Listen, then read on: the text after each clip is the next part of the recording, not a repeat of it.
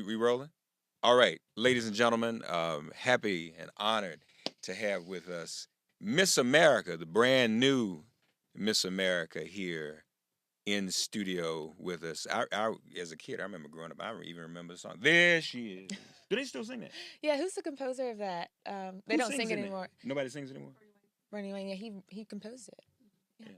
How are you? I'm what? Congratulations. Thank you. Good I'm to see you. wonderful. How's it feel to be Miss America? It feels amazing. I still it's not totally in my body yet that like I miss America, but I'm just trying to do my best and really do justice to the organization. That's my goal right now. It's not there yet because I guess you've been so busy. It still hasn't. Well, yeah, I've been so busy. I was crowned on Sunday night, approximately 11 o'clock, maybe. Uh-huh. And so we went straight back to the city after that, and I did a media tour. Yesterday was Tuesday. I don't even know what day it is. It's just been like thing after Been on thing. a whirlwind. Yeah, so it's been amazing so far. Were you surprised that you won? I had a feeling that it was my time. Really? I did. I mean I knew I was up against some stiff competition, but Hmm. I was there for about 2 weeks and it was very mentally challenging. You have to really stay strong mentally while you're there because it is stiff competition and these are 50 I'm surrounded by 50 other amazing women from around the country.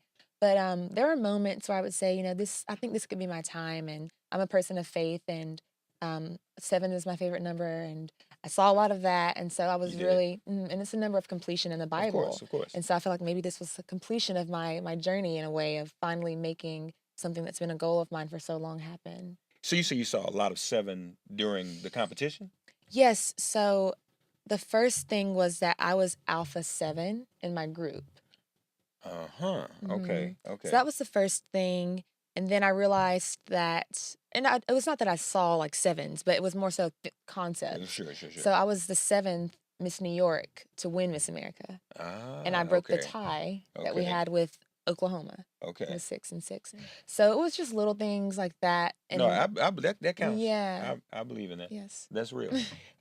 When did you know this is what you wanted to do? When did you decide at what point in life I want to be in a pageant? I want to be Miss America. Well, I did my first pageant ever in college. Local pageant. Are you familiar with the Phi Alpha Of organization? course, yes. Well, I did Miss Black and Gold, and I was fortunate enough to win in Uh-huh. 2013, my local chapter, and didn't go much further than that. I did regionals and didn't place. And that was because my father was sick at the time, and I really wanted an outlet to just kind of escape what he was going through and what I was feeling emotionally with tied to that. So kind of took a break from pageantry after that and just focused on graduating. Graduated in 2015, and then that year I was in grad school that fall 2015, and I realized that oh, I'm getting my master's degree, and I'm going to need some money for this, and I decided that the Miss America organization, although I had thought about it, my mom used to tell me all the time, Nia, you should do the local. I mean, I'm from North Carolina, so she would say, I got a brochure in the mail about the Miss North Carolina scholarship pageant. You should do it, and I would be like, I can't do that. I'm not that girl. I don't have the look. And it took just having a little more self confidence, and also I had some friends that were involved in the Miss North Carolina organization that actually had held the title, and I went to school with them in undergrad, and they would always say like you should do it. And between my mom and those friends kind of believing in me, I decided I would give it a try, and so I did my first local pageant in 2015. Actually, it was 2016. It was like January 2nd of 2016. Hmm. Yeah. You didn't have the look. I What? didn't think I had the You look. didn't have the look. You got what's the look? Well, there can be sometimes I think, and this is why I'm really really excited to be Miss America 2.0. I think there can be sometimes a stigma or like a an ideal that you have to look a certain type of way. You may have to have the straight hair. You may have to have the lighter skin. Mm-hmm. And Mm-hmm. being a darker skinned African American woman, I was a Mm-hmm. little bit insecure about that going into the pageant world. And so that was what led to my hesitation.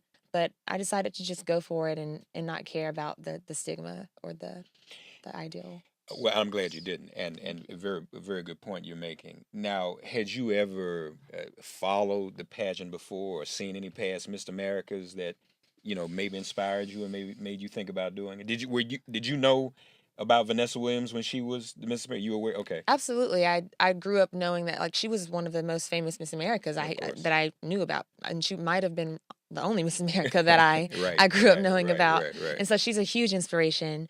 And also, it wasn't just the Miss Americas. People don't really get it. Like Miss America is the kind of the goal if you're competing in the system, but you also have local titles that are like city. Like my first local title was Miss Capital City, and that was under the Miss America umbrella. Okay. But what really inspired me was actually the Miss North Carolinas that I knew that were singers. And there were actually Yeah. two Miss North Carolinas who went to my alma mater from undergrad, ECU, East Okay. Carolina University. Okay. And so when I was a sophomore, I would see the current Miss North Carolina that year come take voice lessons from one of the voice teachers that I wanted to take voice lessons with. Okay. And I was still just I was with the grad student voice teacher Okay. because I was a composition major.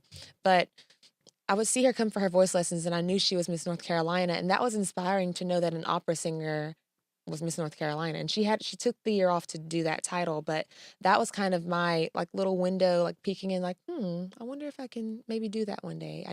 I still was unsure of myself, but that was kind of just seeing those people, those kind of role models and inspirations. Now, speaking of being a singer, you also are obviously a beast vocally. Thank you. That's what you're known as. And you sing Thank you. classical, opera, and what have you. Now, are you still in grad school? No, I graduated in 2017. And so you majored, you got a graduate degree in composition, is Yes, I have 2 degrees in composition, my master's as well as my undergraduate degree in music composition. That's heavy. Thank you. I mean, people get degrees in voice, but you got a degree in actual composition. So what do you want to do ultimately with that education? Ultimately, I just want to have a career doing what I love, which is writing music, whether it's jingles, film scoring. That's something Really? I want to do eventually.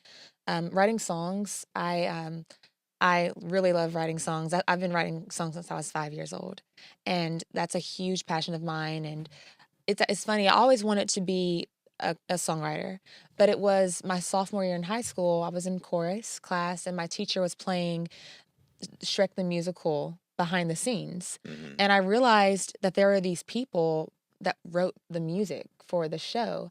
And I had no idea, like, I didn't fathom the idea that, like, you can actually write music on paper. I didn't really understand all of that. I grew up in church reading the hymn books and everything, but it never really occurred to me that I could be a composer. And I think that was, looking back on that, that is kind of, it saddens me to think that I'm sure that other maybe men don't grow up thinking that at all. They probably know they can be a composer, but female composers are not that heard of. We're just now beginning to kind of take the composition world by storm. And so that was the moment in my sophomore year I was like, wait, I can be a composer. And so that's when I decided to take classical voice lessons so I could have an instrument going through my musical degrees. You mentioned faith and Providence. I attended Aretha Franklin's funeral last week. Wow. So to hear you talk about being a vocalist and a composer, that's really picking up where she left off. And Absolutely. I hope love you do that. Aretha. You write music across all genres? I do. Okay. I do. Classical, R&B. I don't necessarily write jazz, but a lot of my music, I would say, is influenced by my love for jazz. Okay. And even jingles. I was writing a jingle actually before Miss America, I was working on a jingle for a company, a throat drop company, Ludens. And I've been using their products for years. And so kind of just like a little jingle came to me. Okay. And yeah, so. Have you ever thought about composing an opera? I actually have written an opera. Oh, excuse me. I'm sorry. Yeah, I premiered my first and only opera to date in 2015. It was my senior recital when I graduated from East Carolina University, and it was a chamber opera. It was only about 30 minutes, and it was comprised of my peers. They are the people that actually helped me pull it off. So my best friend, Chris Hester, he was the lead, and another really good friend of mine, Jerene, was his co-star in the show, and it was really incredible. I mean, I don't have it published on YouTube or anything. It was a student work, but it was really great. I was the first one. I was the first composer at my alma mater, ECU, to write an opera and have it performed for her senior recital. So yeah, it was really great. I had a full house. I promoted it like crazy. Outstanding. Yeah. Outstanding. So I know we'll be hearing more from you. What do you want to do with this title? How would you like to influence anybody or anything in America, if not around the world? Well, my platform or my social impact initiative is advocating for the arts, and I've always been an advocate for the arts. From a young age, I would even volunteer at my church's summer arts camp, and we would make bird houses and all these things. It was a great time. But what I want to do ultimately is make sure I'm partnering with organizations such as Sing for Hope. They're based here in New York City. They do the pianos around the city that you can play, and they're decorative and painted. Right. Partnering with organizations like that, and also NAFME, the National Association for Music Educators.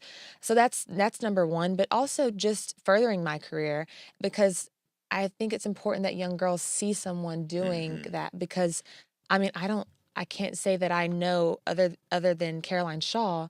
There are plenty of other female music composers, but there aren't many African American female composers that I No, know of. no. And so, I mean, I want little girls out there to know, little boys, it doesn't matter, to know that you can do it. It doesn't matter how you look, you don't have to fit the mold. And if they can see me doing it and I can kind of be that role model for them, I would love that.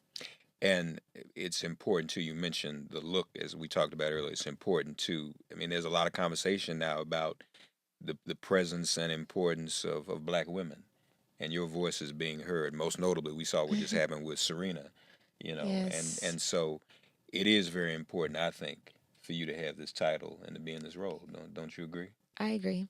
Yeah. Thank you. Congratulations. It's Thank wonderful to you. meet you. I know we can expect to see and hear many, many great things from Nia Imani Williams, Purpose and Faith. Correct. Franklin, I'm but sorry, I'll take Franklin. I'm the sorry. Williams if you're thinking of You know, I'm thinking Serena. about Vanessa. Oh yeah, Franklin, like Aretha, right? Yeah, Um, Nia's Purpose, Imani is Faith. Faith. That's Hmm. right. Yeah. Beautiful name as well. Thank Kiswahili. you. We look forward to seeing and hearing much, much more from you. And this is Miss America 2019, ladies and gentlemen, here on Make It Plain on Sirius XM.